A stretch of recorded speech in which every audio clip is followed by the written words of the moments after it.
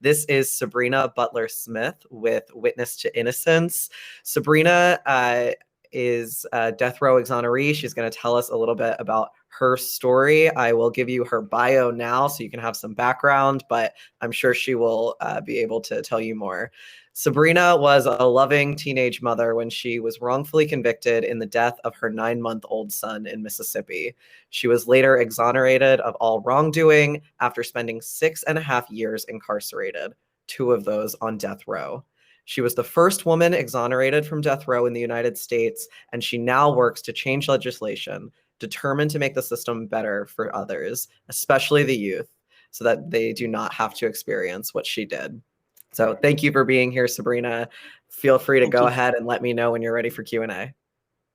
All right. Thank you so much for having me. I appreciate the time and the space. I want to say something just for starters. I'm kind of hoarse a little bit, so I'm taking cough drops and drinking water. So I hope you guys can understand me. But in 1989, I lived in a small town called Columbus, Mississippi. At the time when this happened to me, I was only 17 years old. I had 2 sons. My oldest son at the time was at his grandparents' house, and I had my younger son. And the apartment where I lived, no one knew me over there because I had just moved over. And so I really didn't know anyone. And the particular day that this happened, I used to do a lot of jogging back then. And I decided the mistake I made was when I put my son to sleep, I left him in the house. And I wasn't gone no more than 10 minutes, but I jogged to the end of the street.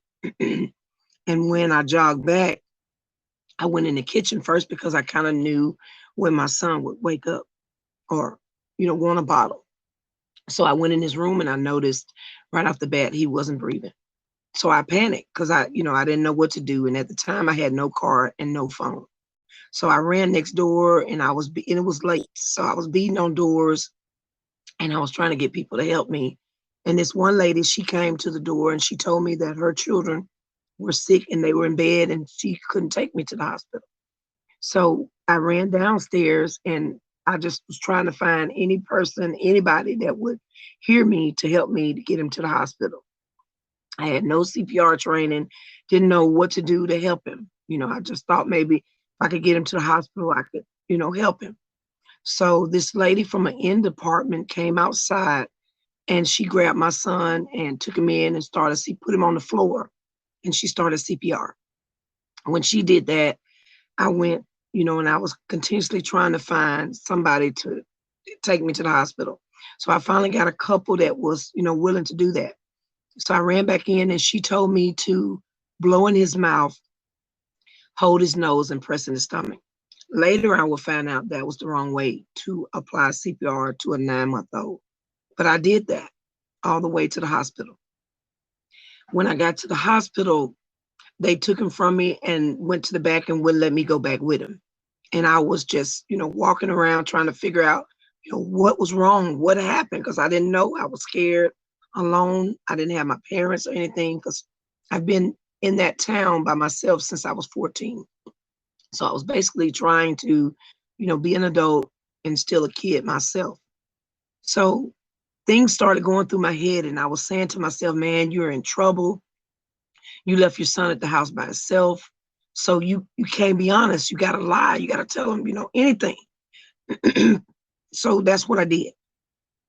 When the police came out and they was telling me they couldn't save him and all this stuff, it's like I just went somewhere else.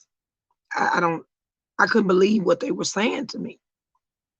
So they told me to come down to the police station. So I went down to the police station and they started asking me questions and I was just saying whatever was coming to my mind at the time. So they told me to go home. So I actually went home when this happened. Went home, but who could sleep with something like that? I just lost my son and I didn't know what to do. So it's like I couldn't wait for the sun to rise. When the sun rose, I found a way to get back to the hospital. When I got to the hospital, the detectives were there. Because see, I went to the hospital because I thought, that they were going to be able to tell me, what happened. Why did he stop breathing? and all of that. When I got there, they said, we need to take you back down for more questioning. So they put me in a police car and they carried me back to the police station. When I got to the police station, before I could get in the room good and sit down, they started yelling, screaming, getting in my face like they were gonna jump on me, fight me. I was scared. This went on for like 4 hours.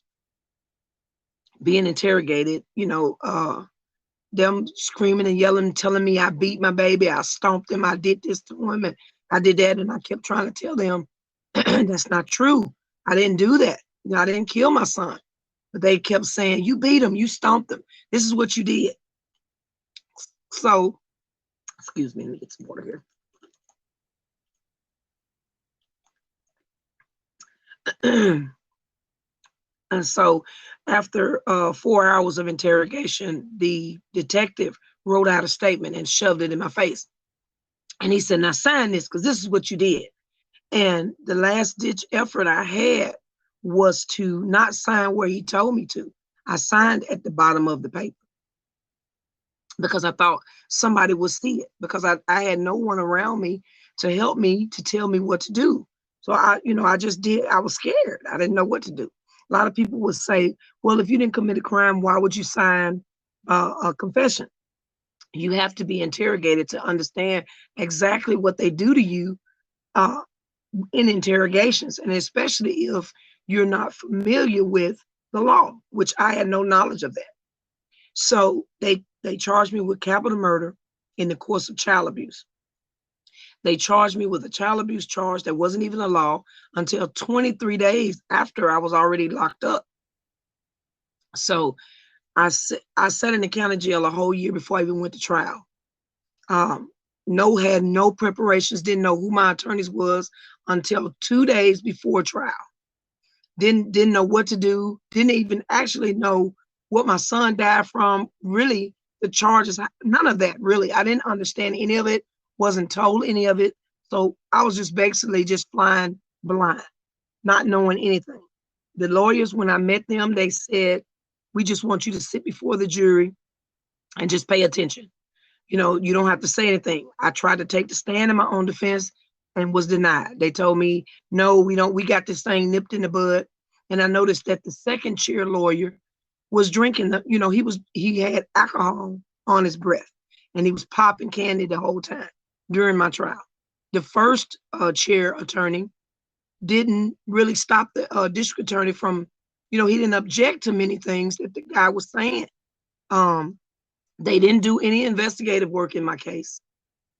They found me guilty March the 13th and subsequently sentenced me to die. My death date was July the 2nd of 1990. By the time I made it to death row, I was 19 years old. I had nothing, no understanding of what was going on with me. And my thing is that when you're going through these types of charges and trials and things like that, you should have good attorneys who isn't explaining to you what's going on so that you will be familiar with what's going on. I wasn't. That broke my heart and took my life away from me because I knew that I didn't commit any crime. I knew that I did not kill my son. Nobody listened to me. They just used me as an example. And the district attorney at the time was young. He used me to make a name for himself. That was one of the worst things I've ever had to go through in my life. Death row was horrible. When I got to the prison, they stripped me of everything I thought was mine. They put bug spray in my hair. They took all my clothes. They gave me this tag on my chest that said capital murder, sentence death. They put me in a 6x9 cell, no bigger than your bathroom. I was there 23 hours with 1 hour yard call and no explanation. All I knew is that I was sentenced March the 13th of 1990, and my death date was July the 2nd of 1990. So when my death date came, I was scared to death. I paced the floors. I listened for every sound, every chain, because I actually thought they were going to kill me. I mean, could you imagine that type of scare, horror going on in your life, and there's nothing that you can do about it? I mean, tears don't help you. None of that helps. And to know that I'm being charged with killing my son. I love my children. I did everything I thought I could do to be a mother, but that was taken from me. So when that death date came, I was scared. And just so happened there was another girl on death row with me who, over the course of days, we had started talking through our toilets. I used to get down on the floor. That was the only communication and, comfort I had, was to talk to someone, and I talked to her.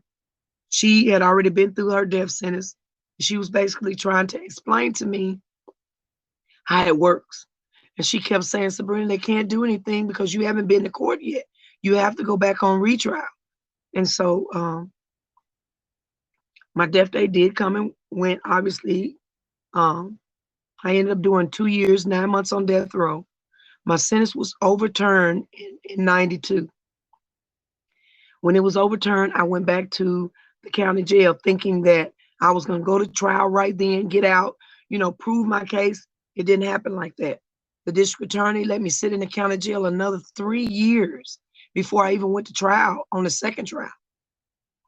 When I did get to the second trial, I ended up with 2 more sets of attorneys who were fabulous.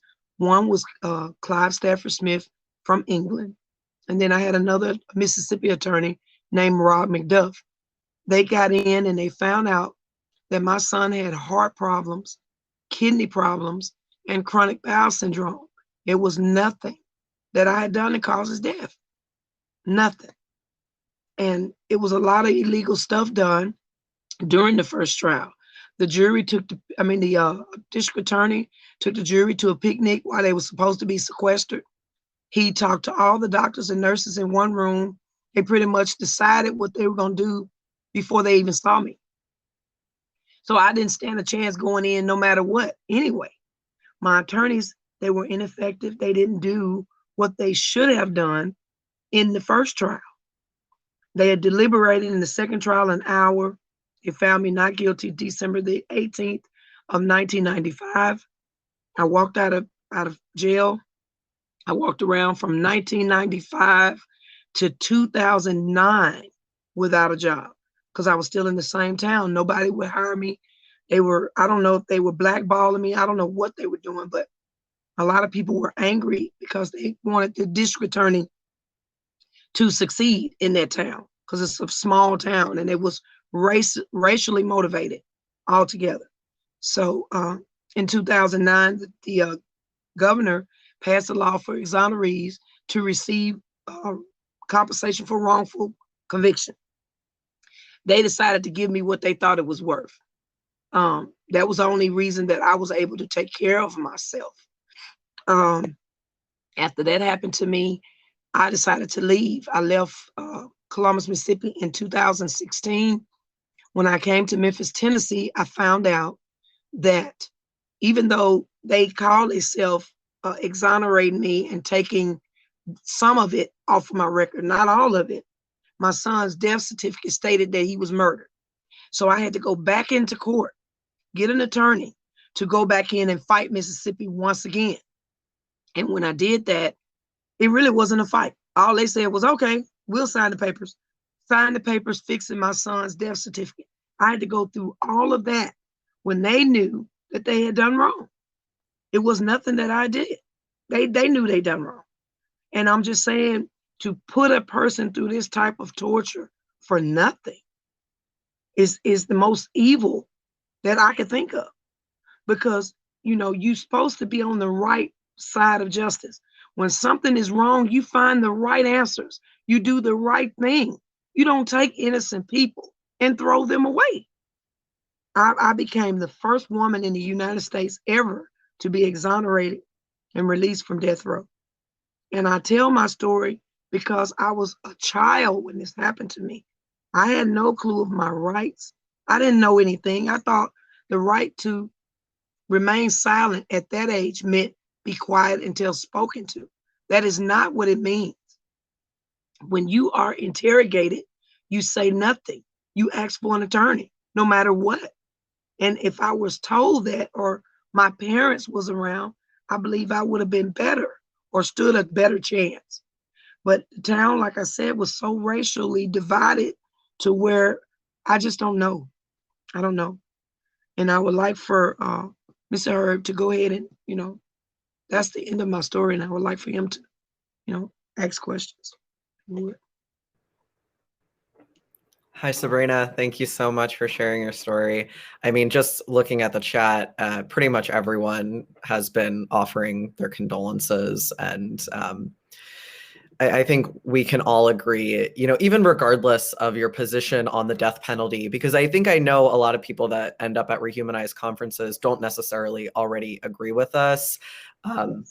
Even if you would have supported the death penalty, what happened to you was obviously not justice. And so I think that I always really want to encourage people to listen to the people who have actually experienced it, because, it's not just the statistics of, how many people on death row or how many people even are innocent. These are real people, including the victims of the death penalty, people who have died.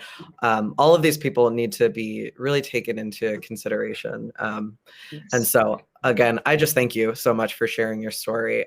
Everyone, please feel free to add questions to the Q&A. I see we have one here.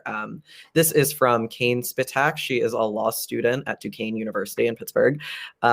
She wants to know, how can those of us going into the legal profession or legal work in general help people in similar situations to yours?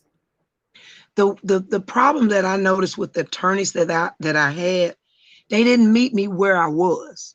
You know what I'm saying? You don't come in. I just think that when you're dealing with a client and you're supposed to be the lawyer for that client, meet them where they are. Establish a trustworthy relationship, because the problem is I didn't trust my attorneys because they didn't talk to me. They didn't tell me anything, so I knew nothing going in. And I think that is the best advice that I can give. Do the job. I mean, do it correctly. That's the only job I can give. They tried to destroy my life. Yeah, and now absolutely. I have an 18-year-old child that has the same disease my son died from. The same thing. So what can you say to me after you destroyed my life? Nothing. There's nothing you can say to me. Another question that Kyle Murphy has added to the Q&A section is, did the district attorney or your defense attorneys in your initial trial ever face any consequences for their actions?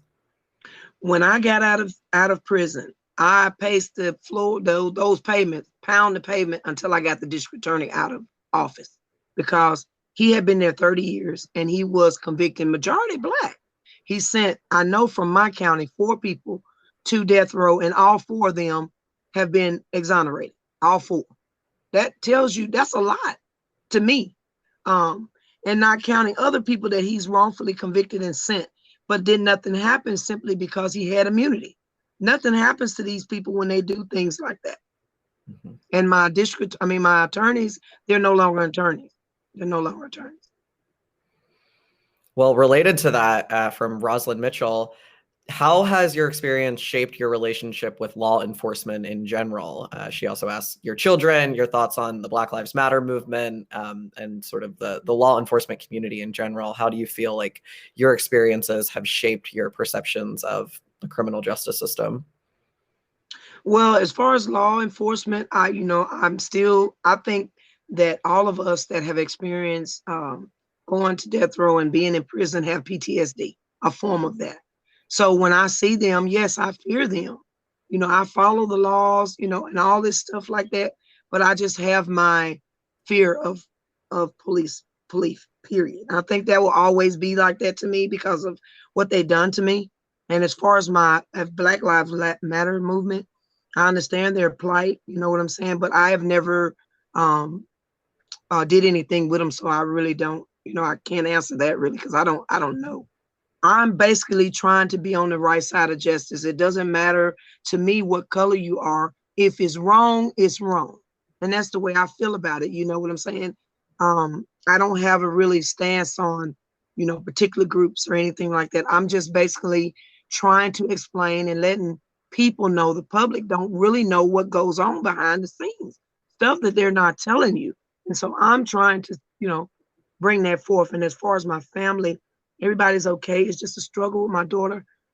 Trying to help her. It's polycystic kidney disease, and that is what we're fighting.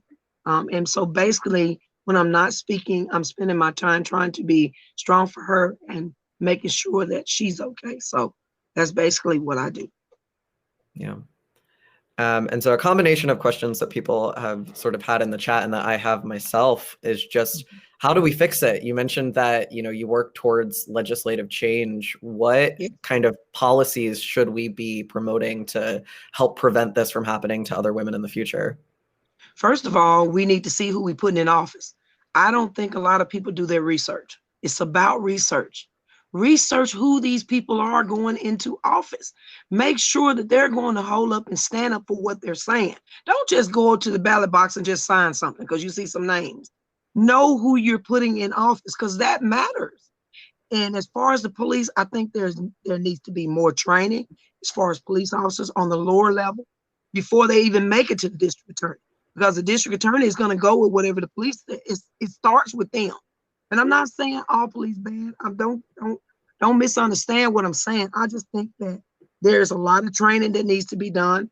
I think that when we do these votings, we have to do research on who we're putting in office. And I think that we need to go to our legislators and let them know that we're not happy with what's going on in our communities.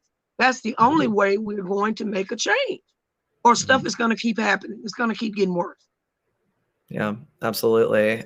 In the chat, Kristen Monahan mentioned back at that local police level that, it's not unique to your story, that it seems often like they are explicitly trying to manipulate someone into confessing. And, you want to think that, they have the best of intentions. But I agree with you. It comes down to training in a lot of cases. It comes down to funding. It comes down to a lot of things, and wider cultural shifts that really need to take place in both police departments and entire communities. But I thought that was a good point that Kristen had made. Absolutely. Absolutely. Yeah. Something that Kara has asked that I also agree with Kara. Why do you think the media hides, this from us? Why do you think the public never hears stories like your own? Well, I think, to be honest with you, I think that they hide that because they want to continue this facade.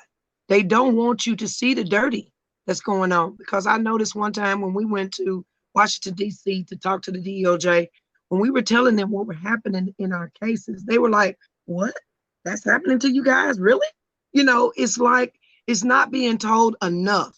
They want to push under the rug what they're doing wrong.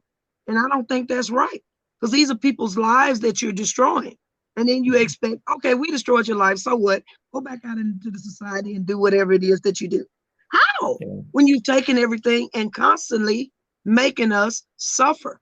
Exonerees, I think, are still suffering. And matter of fact, I know, because you have people that actually committed crimes. They have reentry programs for them. They can go and get these type of services. But exonerees, we don't have anything. Why is that? It shouldn't be that way. So I think that they don't want to show you the ugly that's really going on, because it's all a clique. All that stuff is together. And it shouldn't be like that. If you did somebody wrong, it should be out just like you put the bad guy away. Yeah, absolutely. A question from Teresa. What can we do to help our young people best know their rights? I think that is a great question.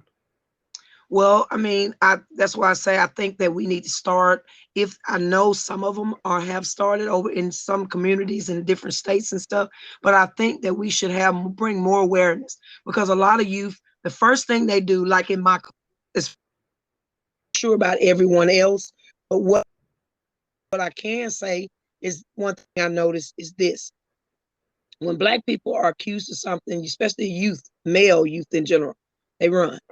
That's the first thing they do. You know what I'm saying? In certain cases, that's the first thing they do is run. That means there's this lack of education. They're not understanding. So I think it starts in our schools. They need to bring more education as far as what your rights is. If they start that in schools, children would know what their rights is and know what to say and know what not to say. But if you're not teaching that in school and then they get arrested, then guess what? They're scared. They don't know what to do. But if you got classes showing that, you know what I'm saying? Then they'll understand their rights. And they don't have that in school. They don't have classes where you go to and they teach you about the law. I think they should start teaching children young about what they need to know as far as the law is concerned. Yeah, absolutely. We see every day children get dragged into the criminal justice system. And, you know, I know that I wouldn't have known what to say at 10 years old or 12 years old or 15 years old. That's right. And at that age, particularly, again, if you're a young Black male, your life can be ruined for the rest of your life because you did not have that education. And it's not your fault, but I think they should have those classes in schools, in every school across America. I think that we should have those type of classes, at least one of them, make it a curriculum.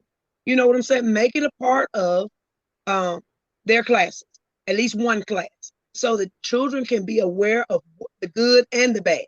What happens when you do wrong? What happens when you're faced with stuff that you didn't do? That way you make them aware of their surroundings.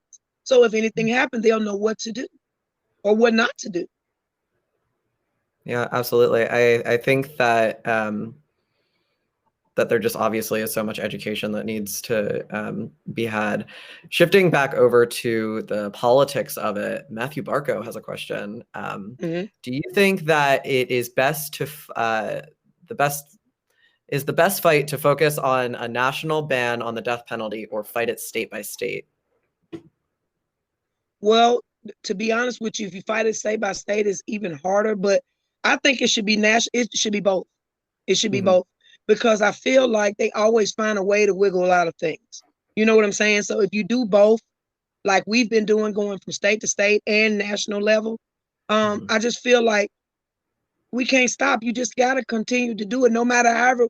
Throw the kitchen sink at it, the refrigerator. I don't care what you do. Just both ways, anyway, long as you're doing it. You know what I'm saying? And that's the way I feel about it. I start any way I can. It doesn't matter. And I'm going to do it till I drop dead. And that's just real talk. That's me. Yeah. I mean, well, I just can't help it. I just know it's wrong. It's wrong. Do you, in the years that you've been doing this, I know almost every Rehumanize conference that I've been to, we always try to have a speaker from Witness to Innocence, because I think that it always is so illuminating for people to sort of take you out of the statistics mindset and really focus on the people and the stories that that are affected by the criminal justice system and the death penalty in particular. Do you feel like in your experience, you've sort of done that work of changing hearts and minds? Have you met people through your work that maybe supported the death penalty or supported more tough on crime policies, and then through listening to your story have had their minds changed? I've had a lot of people, actually. I mean, children have come up to me crying, some of them in similar situations. I've had people that were diehard death row saying that, no, we're going to do the death penalty.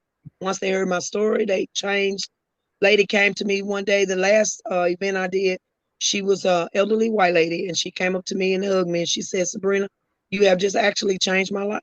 She said, because I have been just a strong supporter of the death penalty, but you put some things on my mind that made me think, you know, and now I want to not support the death penalty. So yes, I've had that, and that to me makes me feel good, because what I say is this. Okay, you got the death penalty, you know, whatever it was meant for, you keep that up there. All right, but the death penalty that we have today is not the one that they put in place. And the reason that I say that is because, all right, you have a crime scene and you go on this crime scene and you see the victim. All right, you got all these people got to take pictures. You got crime scene investigators. You got all these different people that's going to come on this one scene. You cannot tell me One person might touch a wall. They may step the wrong way. They may do this, because we're human. So as long as you have a human element surrounding the death penalty, we shouldn't have it. If you give a person life sentence without the possibility of parole, you can fix that. You can go back and you can say, okay, I made this mistake. This person didn't do this. Set them free. You can't fix the death penalty once you kill someone. That's why I say that don't make sense. That don't make sense to me, because we're human. You cannot go, you can't tell me you're perfect. Nobody in the world can say they are. So why would you have a system like that? I mean, it's some atrocious crimes out here. Don't get me wrong. People deserve to do time for things that they do wrong. I'm not saying that. All I'm saying is that we don't have the right as human beings to say who lives and who dies. You're no better than the person that actually committed the crime if you're doing the killing. That don't make sense. If you say, you killed so-and-so, well, I'm going to kill you. Ain't killing is killing. It doesn't matter how you do it, right or wrong.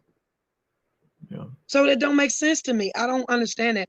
I don't understand that notion. That just really it messes with my head. I don't understand that. And I'm sorry, but I just do not. And I don't agree with that. Yeah, absolutely. I know there are several people in the chat right now talking about how they used to support the death penalty, and I think that it's exactly through hearing stories like yours that are so life changing for people, like you said. A question It's I hard. have, yeah, Hard. a question I have for people who are sort of still on death row, whether Yes. they are innocent or not. Do you have anything you can share with us that you think we could take with us to support that community, especially the wrongfully convicted, but really anyone going through that dehumanizing process? Anything you'd like to share, what you wish that people on the outside knew while you were inside? What I want to say is a lot of people think that prison is like a college getaway camp. They got 3 hots and a cot, meaning 3 meals and a place to sleep. That's not true. When I was on death row, I fought for my life. They were calling me baby killer, murderer, all this kind of stuff. I had to basically sleep with one eye open to protect myself, even just going to the shower. It is not a game inside this prison wall. You are, you're on the front line because people don't care. You can get shanked, you can get killed. It is not a game. I wouldn't wish that on the worst enemy that I thought I might have had. Prison ain't no joke. It is no joke. When I was in the county jail, I fought every day, every single day to protect myself because people were trying to hurt me. When I went to prison, it was just as worst. It's no game. And if for you to send an innocent person, you can imagine what people that are not innocent going through, but innocent is twice as bad. So I'm just saying that when you do these laws and you convict these people, make sure you're doing the right thing. Take the death penalty off the table because it's not right. It's not fun. When I was on death row, I got rats in my cell. I had ants in my tray of food. Days that it was cold outside, I had to figure out how to stay warm. Days when it was hot, I had to figure out how to stay cool. They don't give a shit about you in that place. They don't. It took me, when I got out, it took me 10 years, 10, to realize freedom, to be around people. And even though I talk tearfully, I'm strong though, because I serve a good God. God has been my forefront the whole time. And I'm going to continue to fight. I don't care what it does until they make a change in this system because it is so wrong. We just lost one of our guys that witnessed to innocence. He got off death row and he came down with COVID and died. Okay. That's sad. You know what I'm saying? because you spent most of your time on death row to get out to die from something that we're going through. But all those years before that, he could have been doing something with his life. But now we got to bury one of our own. That's wrong. Damon Thibodeau, look his case up. He just passed. And that's not right, guys. That's not right. People don't deserve that. Yeah. Black, white, green, purple, I don't care what color you are. Yeah, absolutely. We're gonna have to wrap up soon, but a few more questions I have. In light of the fact that most exonerees are treated so poorly, even upon release, it's moving around, including little recompense payment from the state for incarcerating someone for years, how can we, the attendees, the advocates out here, help exonerees?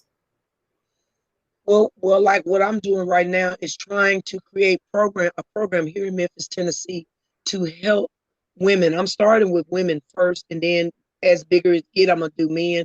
But when they come out of prison, you got to learn how to do things all over again. You don't know how to use a simple cell phone, pump gas, have a place to stay, don't know how to fit back in society. We need to create more programs around the world so that when they do get out upon release, that they will have these things afforded them, which I think should already be there in the first place. So that's what I am trying to do here in Memphis, Tennessee, start a program and hopefully start it everywhere to where we can help exonerees and people that are getting out, that don't know what to do. Mm-hmm. Is that just for the death penalty or just any I'm just me. I'm not a different person. If anybody needs help and I know that they can, you know what I'm saying, I'm going to do that. Because I think that education, if you each one teach one.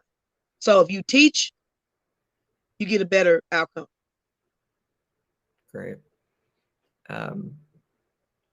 What have you learned from other death row inmates, if anything? That's an interesting one from the Q&A. Well, the way Witness to Innocence is all exonerees, death row exonerees, and we get together once a year and we do that, and that makes us feel good because we don't have to, be under this microscope, and we're all together, and we're brothers and sisters and comrades in what we've all been through. And I really enjoy those, the conferences that we have where the exonerees can get together and just be us. You know what I'm saying? And we've learned, each other's stories, where we are in life, and we keep up with each other. So, that's basically what I've learned. I've, learned my brothers and sisters. Great. We have to wrap up soon. Is there anything else that you would like to share? Anything that we should check out? Parting thoughts? I just want to say thank you guys for having me, and just keep up the good fight, not the bad one, the good one, the right one. Perfect. Thank you so much, Sabrina. And everyone, I believe, Amy posted a link to Damon's story, so you can look at that. Thank you for sharing about that, Sabrina. You can also find Witness to Innocence at witnesstoinnocence.org. They're on social media. Highly recommend, if you're ever having an event, inviting one of their speakers, including Sabrina or one of the other wonderful representatives that they have for this cause. You guys can also come on Facebook. My name is Sabrina Smith on Facebook, and then I have Sabrina Butler, the Exonerated page. I'm currently working on my second book. The first one I have it on pause because I'm redoing the whole thing since I moved from Mississippi, and it will be out soon. So guys, follow me, and hopefully you can get the whole story. Great. Thank you so much. I can't wait to read the book. Thank you. I am going to let you go. I'm now going to bring up our friend Abe Bonowitz with Death Penalty Action. He just wanted to share some tips after you've all been motivated by Sabrina's wonderful talk and her sharing her experiences for how you can help end the death penalty. So I will be bringing Abe up now. Bye, Sabrina. Bye.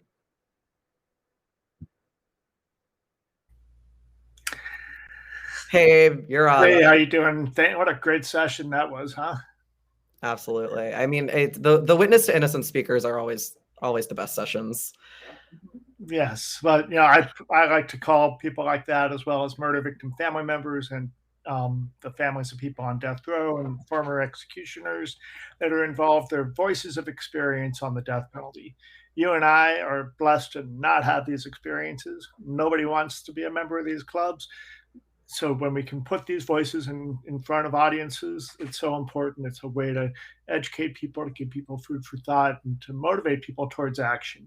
And that's what I'm just grateful for the opportunity here and afterwards you can go back and watch the workshop that we did at the 1:00 session about how do you help stop executions in the United States. And we talked about, different petitions, different ways to take action.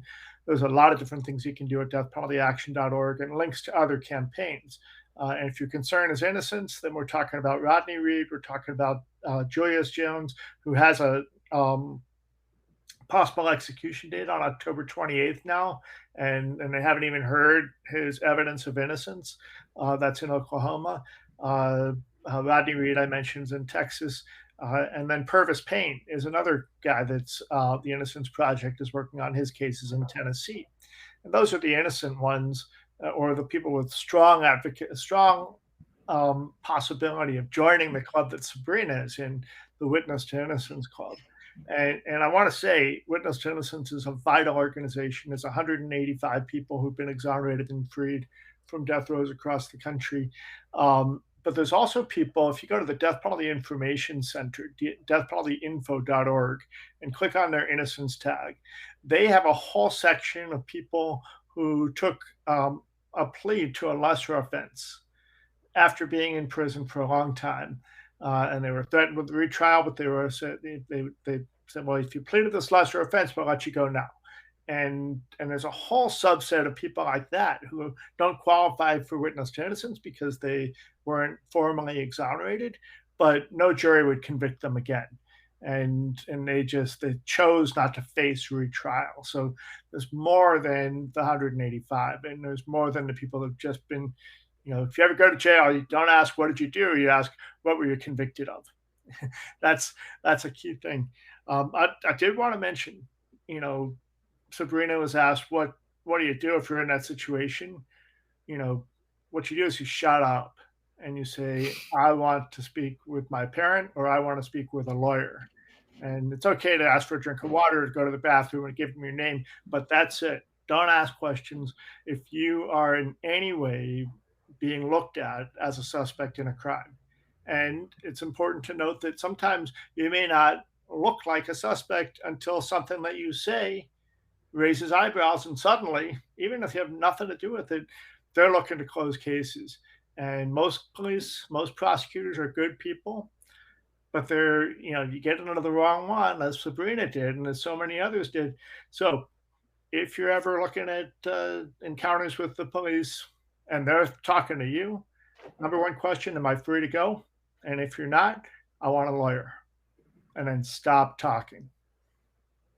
Okay, that's how you protect yourself. And that the challenge is, so many of these people, Sabrina is not one of them. Some of the people that have ended up on death row were just trying to be helpful and thought they were really smart, and turns out they weren't as smart, and they said things that gave them what they needed to wrongly convict them. And the biggest problem, in addition to what we do to people who are wrongly in prison on death row or in prison, the biggest problem is when they get the wrong person, the real killer is still out there to kill again. So there's so many things people can do. Go back and look at the session afterwards about taking action to stop executions. Just go to deathpenaltyaction.org. I put a couple links in the chat here. There was also a question of how do you help people on death row today. And there's a group called, you can Google it, the Death Row Support Project. I put in a link for them. It's run off of the Brethren webpage, but they'll put you in touch with somebody on death row. And then you can become simply a guide or a friend or somebody that they can communicate with. And there's a whole set of guidelines that I'll just throw you in. But that was, I learned so much from my first pen pal, Anthony Apanovich, who's still on death row 30 some years later. And anyway, we could go on and on. Herb, thanks so much for making space and for all that you all are doing at Rehumanize International. We love you. Yeah. Thank you, Abe. And thank you for sponsoring the conference and for all your work to abolish the death penalty.